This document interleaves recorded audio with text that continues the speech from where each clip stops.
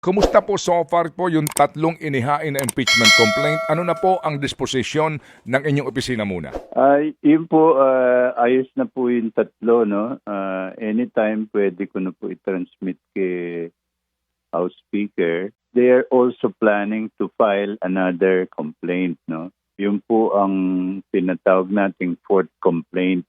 Ang gusto po nila ay foolproof na complaint at maaari po na mas marami yung nag-endorse. If one-third, no, of the House members, that's about 103 members po ng House of Representatives, diretso na po sa Senado yun. Itatransmit na po sa Senado. So sa pangangala Opo. po nila ng endorsement, ano po, at makakuha nga po sila ng one-third, no, o isang ikatlo sa kabuang miyembro ng Kamara, ito po ay manifestasyon na hindi na rin po kinakailangan pang idaan sa inyo o sa tanggapan ni Speaker kung hindi dadalhin na lang po sa plenaryo.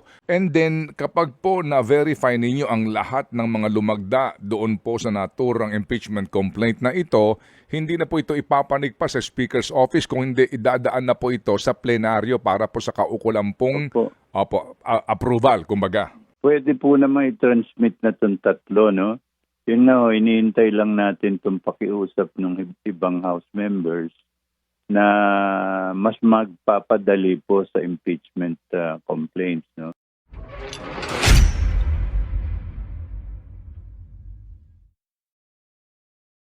Jen, nagsimula na po ang sesyon kahapon. Kumusta po so far po yung tatlong inihain na impeachment complaint? Ano na po ang disposisyon ng inyong opisina muna? Yun po, ayos na po yung tatlo, no? Anytime pwede ko na po i-transmit kay House Speaker. Ang binibigyan ko lang po ng time ngayon ay yung mga nag-request na House members na kailangan pa nila ng kaunting panahon, pag-aralan yung mga tatlong complaints na pinail earlier. At of course, they are also planning to file another complaint, no? Yun po ang tinatawag nating fourth complaint na ang gusto po nila ay foolproof na complaint at maaari po na mas marami yung nag-endorse.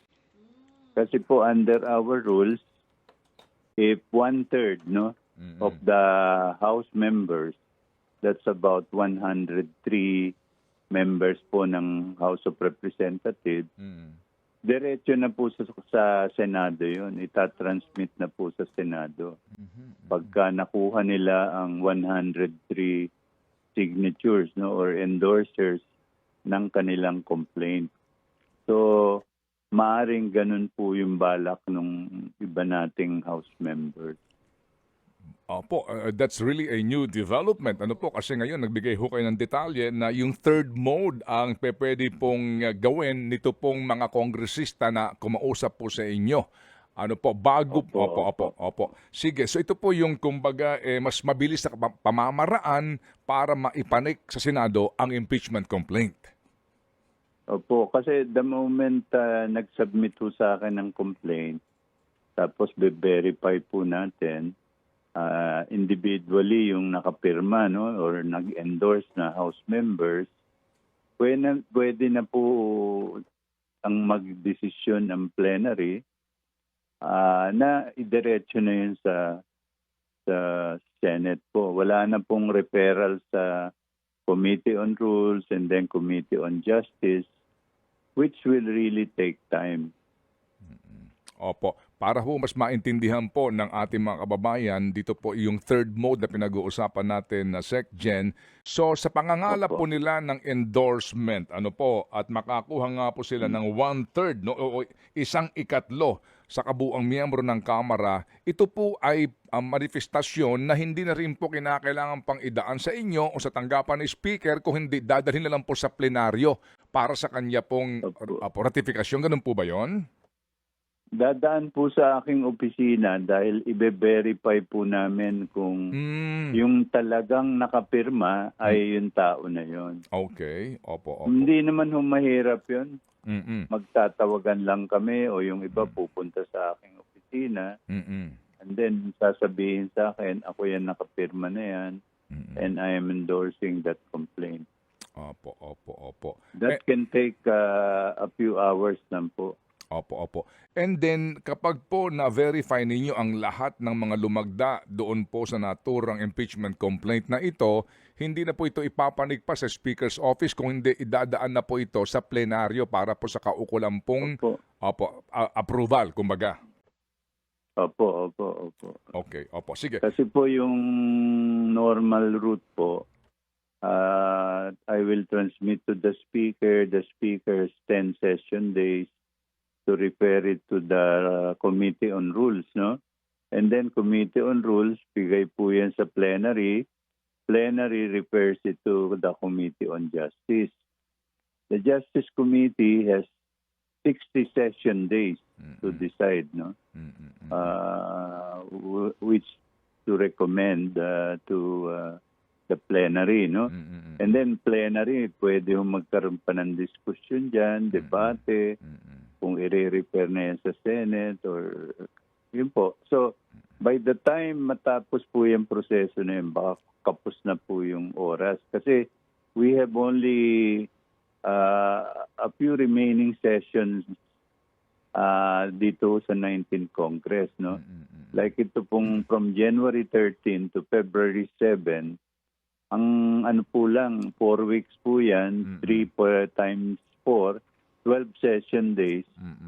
Tapos po yung pagbalik nila, June 2 to June 16, 2 linggo lang po yun, bali 6 session days. So, ang remaining na lang po, kung hindi nyo bibilangin yung kahapon, is 17 session days.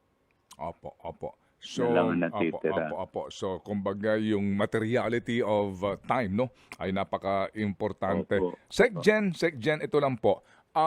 Theoretically po, kung sakasakali po na wala ang fourth complaint at yung third mode na iyan, meron ba kayong sa inyo, palugit sa inyong panahon to act on the three complaint para po sa actual na referral nito and yung disposition na po ng speaker dito po sa complaint na ito at maging sa Committee on Justice para po magkaroon ng closure itong isyong ito? Opo. Well, pwede po naman i-transmit na itong tatlo, no? Yun na, iniintay lang natin itong pakiusap ng ibang House members na mas magpapadali po sa impeachment complaints, no? Yung pagproseso po sa House of Representatives. Kasi po, alam niyo naman, pag nasa sinalang po yan sa Committee on Rules, pwede magkaroon dyan ng debate.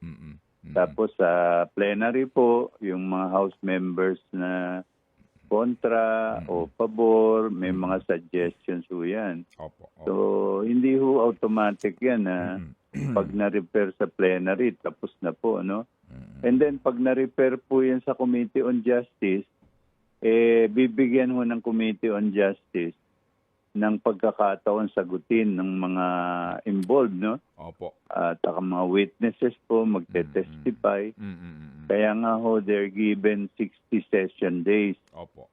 So, doon sa binilang natin, medyo kapos na po yung oras. Tapos po, pag ni-refer sa Senate yan, tinansmit sa Senate, they also need time to organize the impeachment court, approve the rules, di ba po? So, yun yung yun time frame na yon, parang mahirap mangyari dito sa 19th Congress, which will officially end by June 30, no? Last day ng mandate nila po ng 19th Congress. Opo, sige po. Sec-Gen, kung mamarapatin po ninyo, tama ho ba ang bilang ko dito? 105 yung 1/3 sa kasalukuyan pong members ng House? 105? Ang bilang po namin is 102.6 something. So, ni-round up namin po 103. Okay, sige po. Yan ho bang 103 na yan? Again, kung mamarapatin po ninyo, meron po bang ngayon bilang na? Meron na ba kayong hawak na bilang? Ilang kongresista itong nakikiusap po sa inyo na pwede po mangalap po ng 103 na lagda? Meron na bang bilang ngayon? Well, ang nasabi ko po earlier, mga 10 to 12 silang nakikiusap sa akin. Mm. And I expect more House members to talk with me about this, no, in the coming days, no. So, yun po ang kailangan po namin pagbigyan yung Opo. yung mga House members na merong naiisip na mas magandang paraan Opo. para mapabilis po yung impeachment case. Opo. Yun ho bang 10 to 12 na yan, sila ho ba'y members ng minority or majority? Both po, both. Okay. And Both minority and majority. opo. Sir Secgen, pinag-uusapan ho ba ninyo ni Speaker ito pong naging rally ng peace rally ng INC at nananawagan nga po pareho po ni Pangulong Marcos na wag nang magkaroon ng impeachment proceedings? Hindi ho kami pa nakapag-usap tungkol dyan because Mm-mm. alam niyo naman may session ho kami kahapon. Mm-mm. But namo-monitor naman namin, no, na sinasabi nila it's non-political daw at gusto na nilang magkaisa. No? Mm-mm. Nakikisa naman ng Congress sa call na yon, no? Mm-mm. Pero yun nga, hindi mo maiwasan na ang House of Representatives po ay ating vanguard, no? Vanguard po yan, inelect po yan ng mamamayan. Mm-mm. Ang mandate po niyan ay hindi lang pumasa ng batas, may oversight functions din po yan, no? Mm-mm.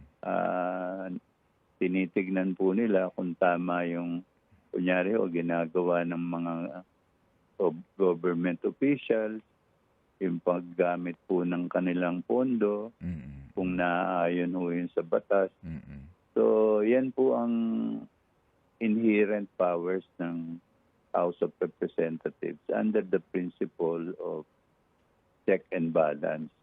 Opo. So, yun po ang inyo pong pananaw dito po sa naging National Peace Rally, no, ng INC.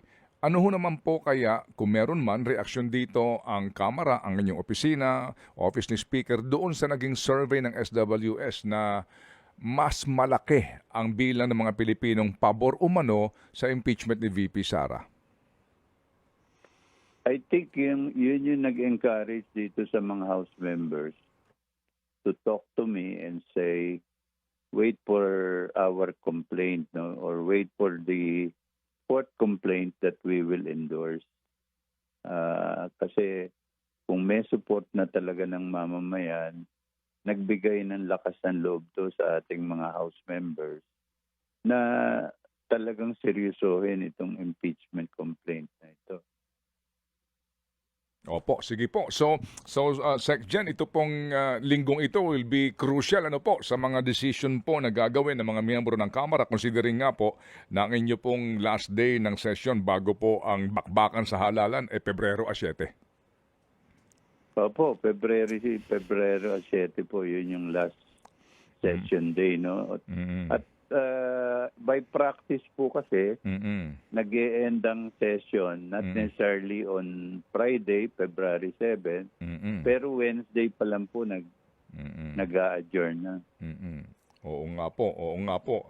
Kasi po yun din po nga actually schedule po ng ng plenary session, no, Monday to Wednesday. Opo.